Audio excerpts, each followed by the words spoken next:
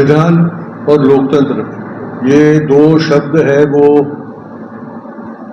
एक ही अर्थ के शब्द है, क्योंकि लोकतंत्र नहीं बन सकता संविधान के बगैर, और संविधान अगर सिर्फ संविधान हो और जनतंत्र ना हो तो उसके कोई मायने नहीं रखता, क्योंकि हुकुमशाही में कोई संविधान नहीं होता, तो किसी एक व्यक्ति के हुक्म से चलने वाला राज्य होता है। यानी इसीलिए लोकतंत्र और संविधान कोई दो अलग चीज हम कभी नहीं समझ सकते उनको।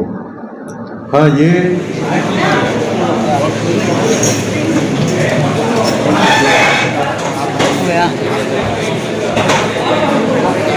सही है कि जो अपराधी प्रवृत्ति के होंगे या जिनका जेल में रहना दर्शाता है कि हाँ वो अपराधी है, तो फिर उनकी अगर कुर्सी छूटती है तो फिर इसमें क्या दिक्कत है, इसमें चुनौती कहाँ? देखिए, अभी कई किस्से ऐसे हुए जहाँ 19 साल आतंकवादी होने के आक्षेप में लोगों को जेल में बंद करके रखा है और फिर अदालत में ये साबित हुआ है कि वो निर्दोष है।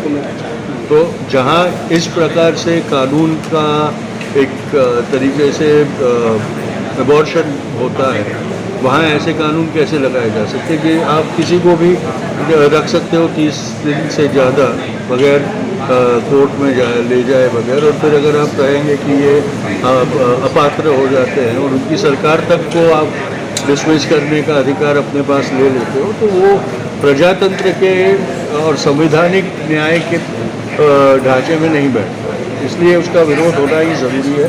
हाँ, एक आप कर सकते हैं कि भाई अगर उनके गुनाह साबित हुए तो जिनको कानूनन गुनहगार साबित किया जाता है उनको आप निकाल दें। सर, SIR पे आपका क्या?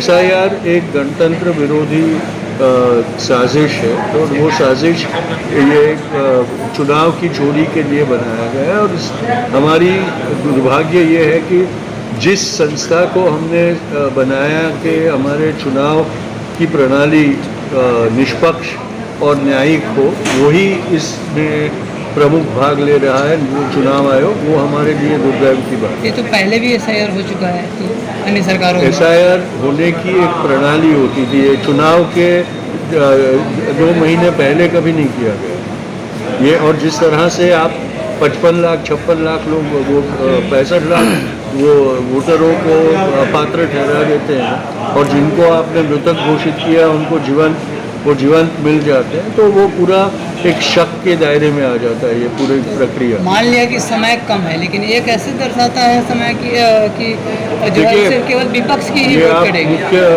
प्रमुख न्यायाधीश को पूछेंगे तो अच्छा होगा, क्योंकि वो भी सहमत हुए कि इतने कम समय में आप कैसे ये कर सकते हैं। कम समय में लोगों को परेशानी तो जरूर है, लेकिन इसमें एक देखिए, लोकतंत्र में मताधिकार सर्वोपरि होता है। अगर मताधिकार छीनने की साजिश होती हो तो उसमें आवाज़ उठाना अनिवार्य हो जाता है। अच्छा, जब भी SIR के बारे में पूछा जाता है तो इलेक्शन कमीशन नहीं बोल करके पार्टियां बोल रही हैं, BJP बोलती है। क्योंकि इलेक्शन कमीशन जवाब नहीं दे रहा है तो बोलना ही पड़ेगा ना, क्या कर सकते हैं।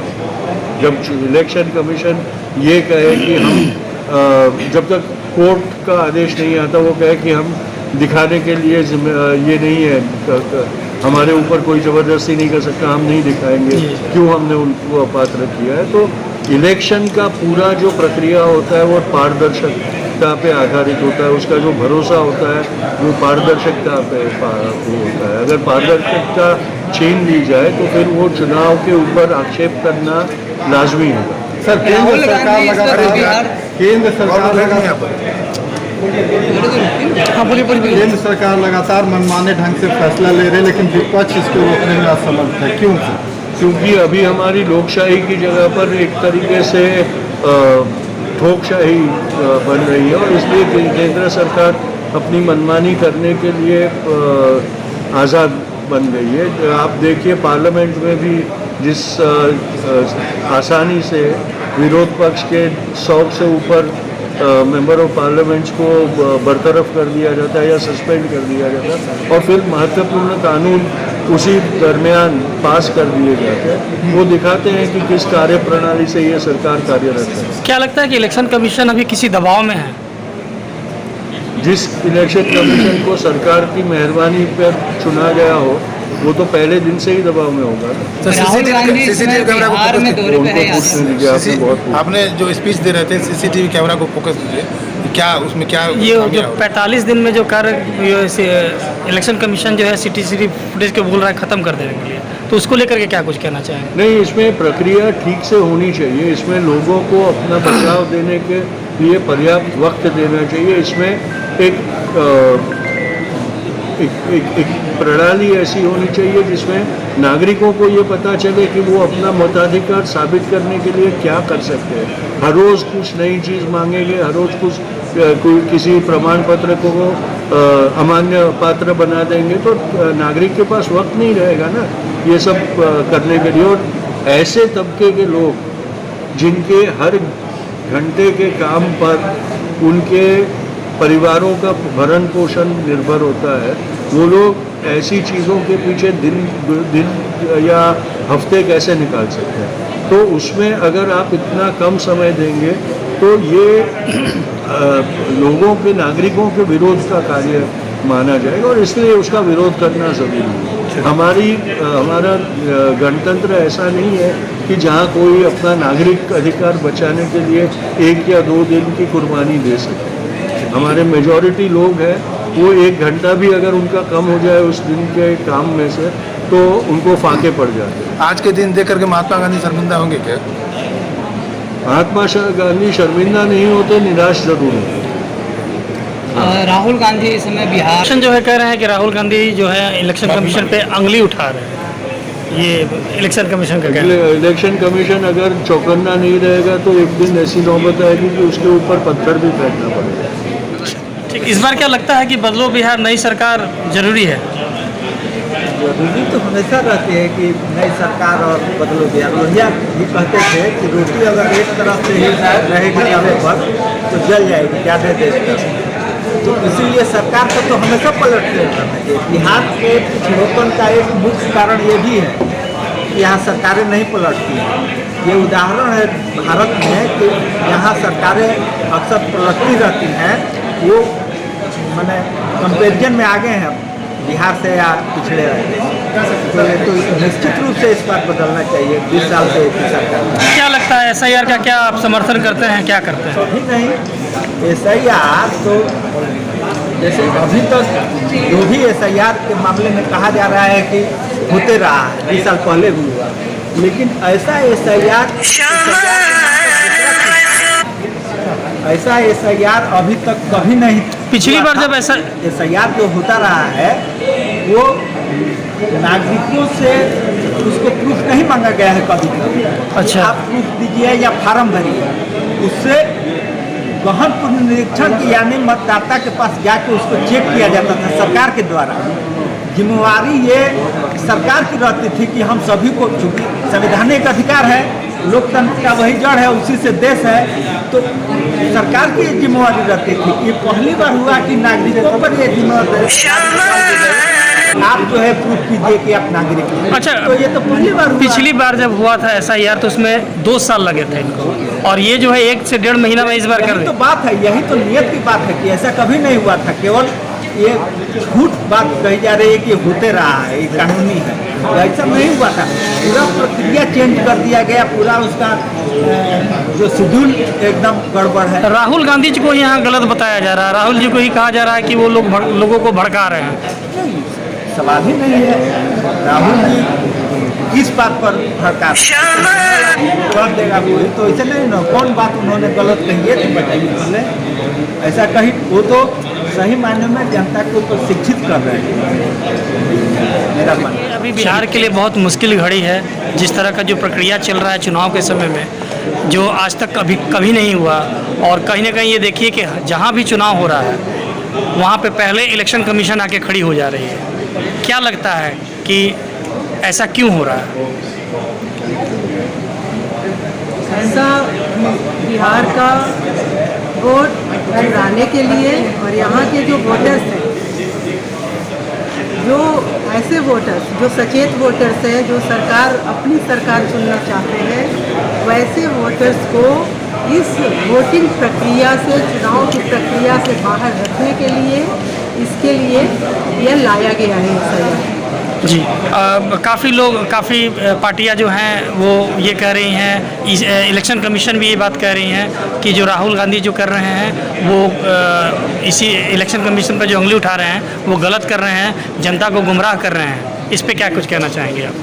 बिल्कुल नहीं, जनता को गुमराह कैसे कर रहे हैं आप? मतलब प्रत्यक्षम किम प्रमाणम? कई लोगों को जो अभी जिंदा है और उनको मृत घोषित कर दिया गया है, सुप्रीम कोर्ट में भी ले जाकर के कई लोगों को उपस्थित किया गया। अभी और भी कई लोग चुनाव आयोग, यहाँ बिहार का जो चुनाव आयोग का ऑफिस है वहाँ भी कई लोगों को ले जाकर के सामने में खड़ा किया गया है, लेकिन चुनाव आयोग उन लोगों का रिपोर्ट भी दर्ज नहीं कर रहा है, उस आवेदन को भी स्वीकार नहीं कर रहा है और वो सिरे से इसको झुठलाना चाहते हैं। तो अब जो जनता का मुद्दा है, जनता का जो वोट का अधिकार, जो एक लोकतांत्रिक अधिकार है, जो एक संवैधानिक अधिकार है, इस अधिकार को छीना जा रहा है, तो सीधे जनता के पास राहुल गांधी जी और कहीं ना कहीं जनता के अधिकार को छीना जा रहा है, जनता के अधिकार को ही छीना जा रहा है, बिल्कुल सही। और जनता का लोकतांत्रिक अधिकार और जो संवैधानिक अधिकार, आज़ादी की लड़ाई इतने सालों तक लड़ने के बाद जो एक बार में संविधान के द्वारा वयस्क मताधिकार दिया गया था, जो स्त्री हो, पुरुष हो, गरीब हो, अमीर हो, चाहे किसी भी जाति धर्म से हो, सबको एक बराबर का वोट का अधिकार दिया गया था।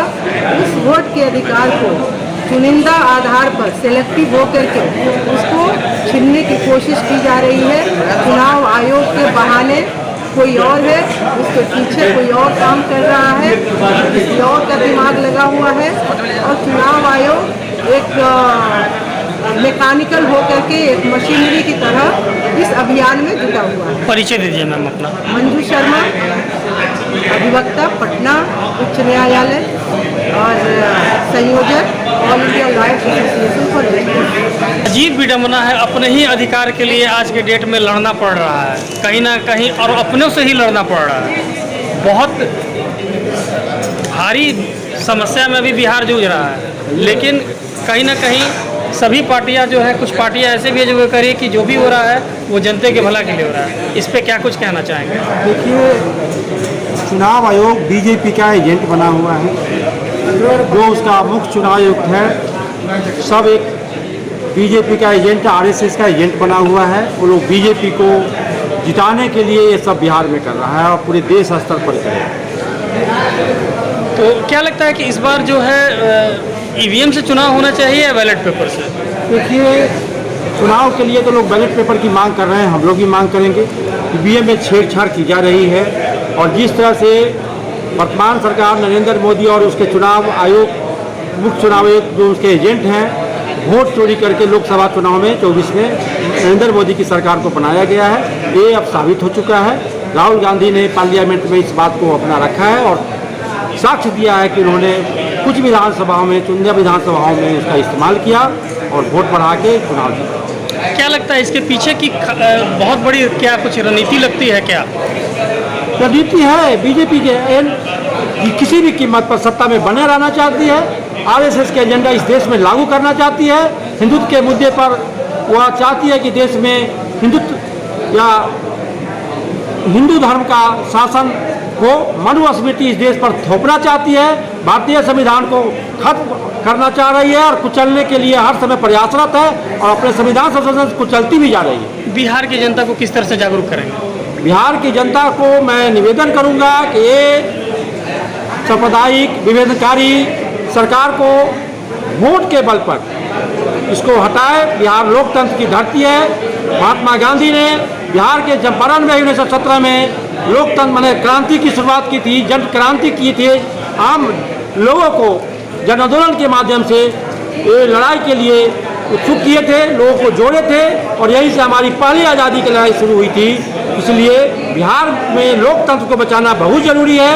इसलिए बिहार में किसी भी कीमत पर बीजेपी की सरकार को नहीं बनना। परिचय दीजिए सर। मैं राजा राम राय, एडवोकेट, पटना हाईकोर्ट, और इस परिचर्चा के संयोजक हैं। ठीक है सर।